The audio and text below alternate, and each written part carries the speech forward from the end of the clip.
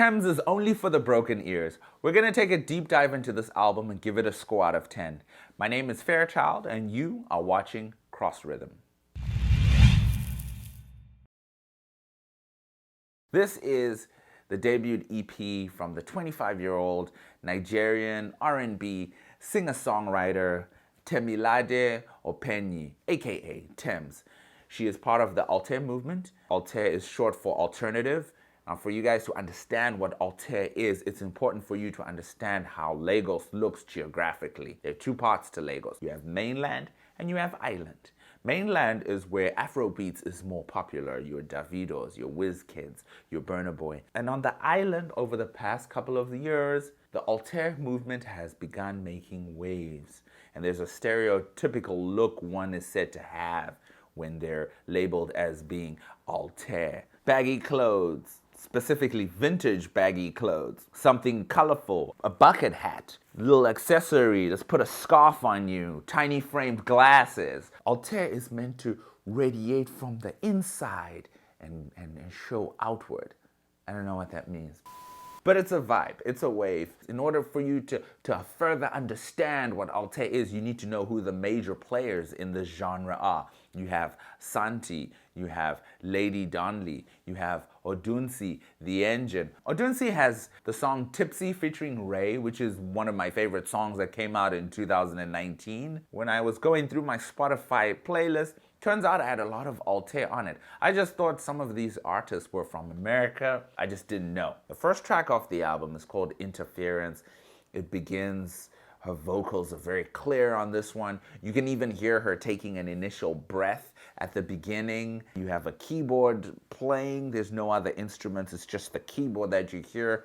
There's a very distinct echo in this. It almost sounds like she's sitting in this large church and there are just candles just placed around her. It's a very mysterious sounding song with the wailing in the background. If you thought I would disturb you. I like the way she uses specific high notes to emphasize certain parts of the song. Disturb you. It sounds like the calm before the storm. I wasn't quite sure what the lyrics to this song meant because she uses very broad statements, so it was hard to make sense of what the song is really saying, but it's a nice touch. Track number 2, Ice-T. Here, Tems is talking about a relationship with a significant other, and she's talking about making iced tea for that person just the way he likes it. This one flew over my head. I'm not quite sure what the term making iced tea is referring to. She's talking about squeezing his lemons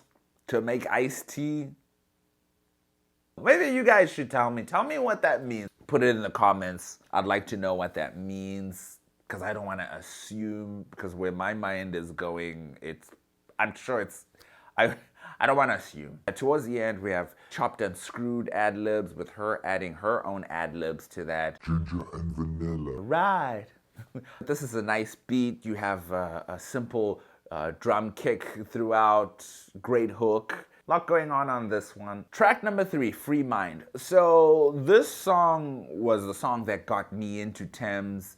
This is a song that talks about someone who has a troubled mind, a person who's going through life, struggling, is looking for a way out of the madness, and even toys with thoughts of suicide. Look, this is a song about suicide. It's a very different subject that we don't get a lot in Afropop. Suicide is something as Africans that is taboo. We don't talk about it.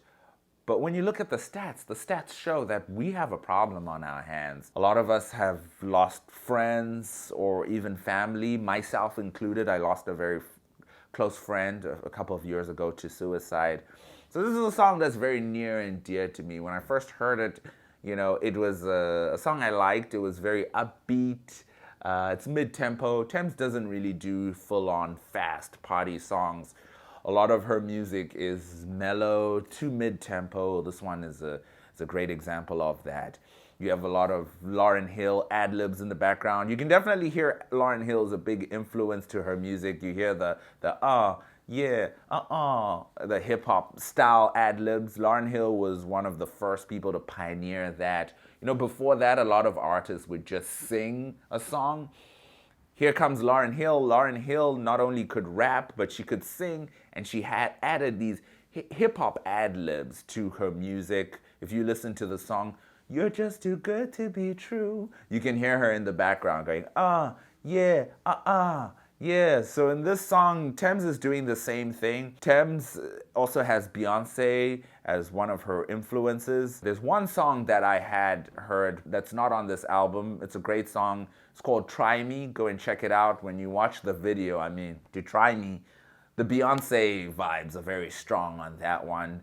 Tems has also been compared to Coffee. I think it's great. There's nothing wrong with taking influences from other artists and making them your own the way she does. Free Mind is brave and honest. It is a cry for help.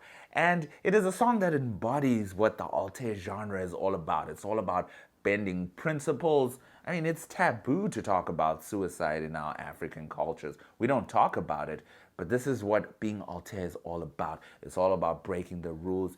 Tems' voice brings nothing but feels on this one. I really like the key change at the end, towards the end of the song, that gives a final cry for help. It might be falling deep. It might be falling deep. Temilade interlude. It sounds like everybody's mom. Tems' mother sounds like a lot of our mothers. Here, Tems' mother is telling us the story of when she was pregnant, expecting Tems, and she had already picked out the name Temilade. She had told her friends and family that she's having a girl, and she was sure of this, and all her friends were saying, "How do you know this?" And she just knew. I resonated with this interlude. Mothers are the backbone of our community. They are strong when we are weak.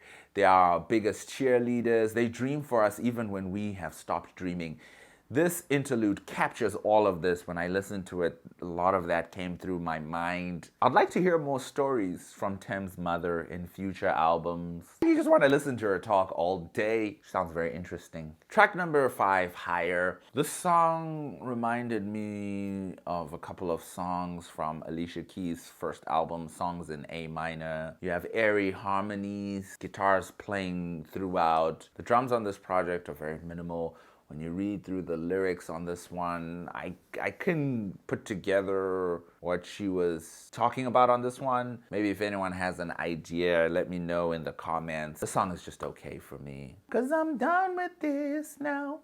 No more damages now. Damages. Favorite one for me on this project. Coffee vibes are very strong on this one, and she has been compared to Coffee at times. Back then when I was a young Gabe. Here she's talking about being in an abusive relationship with somebody and getting to the point where she's now through with it and she's now moved on. This is the bag that Tems is very comfortable in, this type of sound, dancehall sound, and also where the lyrics are her speaking from a place of power, whether it's Damages or Try Me. She does very well with that. You already hear the ad-lib at the beginning. It just says classic. So maybe her or the producers know that, hey, this is where you sound really good. The single Try Me prior to this also conveyed the same sentiments like Damages. I do enjoy, though, that she tries to create different topics throughout her albums. But this is her bag. This is definitely her bag. Damages has a very unique video. Go check it out if you haven't. Final track off the album, The Key. This has spacey, airy